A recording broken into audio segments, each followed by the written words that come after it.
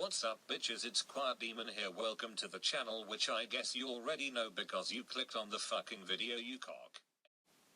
Okay, now I know this is going to make a fuckload of people salty, but I don't care, it's called an opinion, and the fact that so many people see one thing as definitive is pathetic. The basic fundamentals of the character of Peter Parker is that his life is never perfect and nothing ever goes right for him, but that's a more typical and surface level way of looking at it, so here's why I think the writing for both Homecoming and Far From Home is flawed.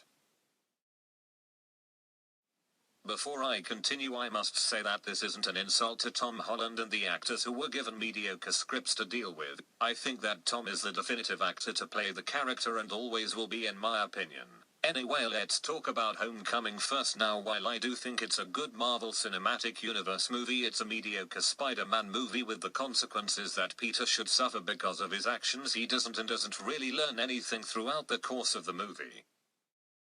The Stark suit is way overpowered and is kind of a cop-out to both give Peter someone to talk to and also be an exposition machine, which compared to practically every other interpretation is an annoying disappointment.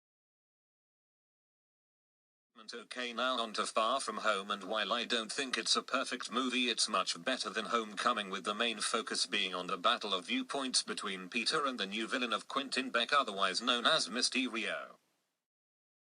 The character development of Beck is something that is very underrated and an element of the story that people don't talk about enough. I mean, yeah, it's the typical my boss fired me and now I have a grudge, but there's something more there that Jake plays as very detailed and personal. Luckily, the whole voice thing he talks to is reduced and the focus is on his relationship with MJ, which is more realistic and intentionally awkward compared to his hollow and pointless crush on Liz.